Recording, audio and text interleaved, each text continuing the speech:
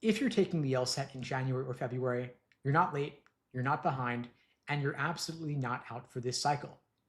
If you play your cards right, you can use the January or February LSAT to your advantage. And today, I'm going to walk you through exactly how to do just that. The biggest myth is that if you don't apply in September, you should wait a full year. And maybe 20 years ago that was true, but today it is no longer the case. The LSAT calendar has changed. It used to be offered 4 times a year. Now it's offered 8 times a year. And as a result, the entire admissions cycle shifted with it. Law schools are reacting to uncertainty. In the past couple of years, we've had LSAT format changes, logic games being removed, the Supreme Court banned affirmative action, LSAC moved from online testing to in-person, the rise of more frequent test dates, massive variability in applicant volume, more people applying. And so when law schools don't know what's coming, they don't make early aggressive decisions. They wait and see. They want to know who else is applying, what scores are going to look like, what will the pool look like this year. And that waiting period benefits you because schools hold seats open deeper into the cycle. They used to fill a lot of seats in November and December, but now because the landscape is unpredictable, they slow down. And as a result, applying later with a higher score is better than applying earlier with a lower score. In other words, a stronger score later is better than a weak score earlier. And it makes perfect sense. If giving yourself another month or two could get you 4 more points, 7 more points, 10 more points, that is the difference between a waitlist and getting in versus getting a scholarship, and getting a scholarship versus getting a full ride.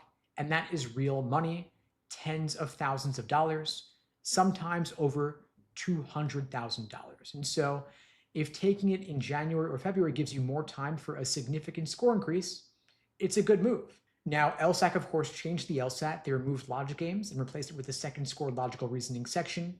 It's a huge gift for anyone taking the LSAT, especially late in the cycle, because you've got less material to study.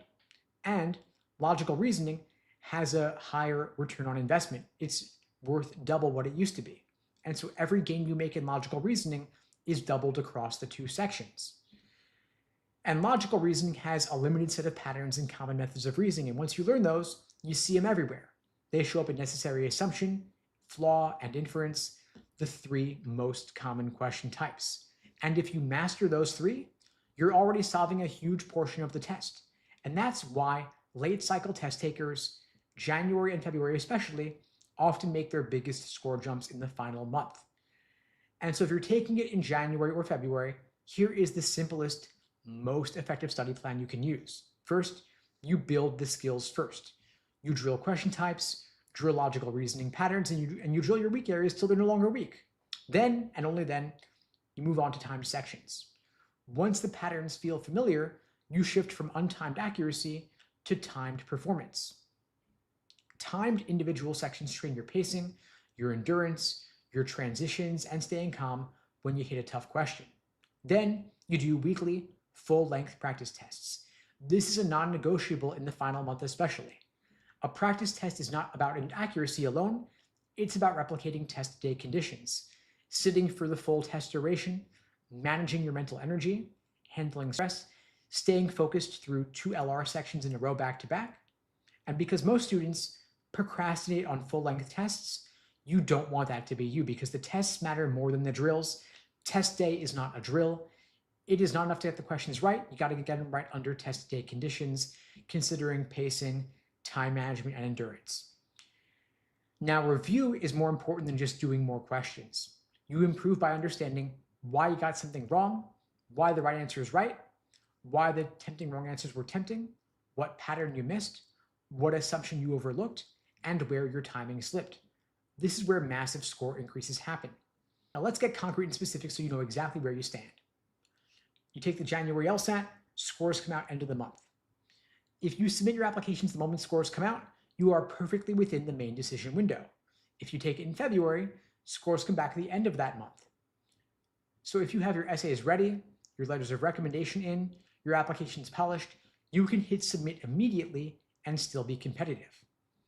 Law schools are going to see a strong LSAT score coming back in end of January or end of February, a complete polished application, and you deciding to optimize your score, not rushing things.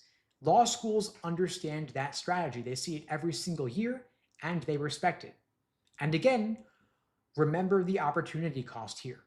Waiting a full year means missing an entire year of attorney income. Let's say you're making $50,000 a year currently. After law school, you could be making $150,000. So waiting a year could cost you a difference of $100,000 in lost income.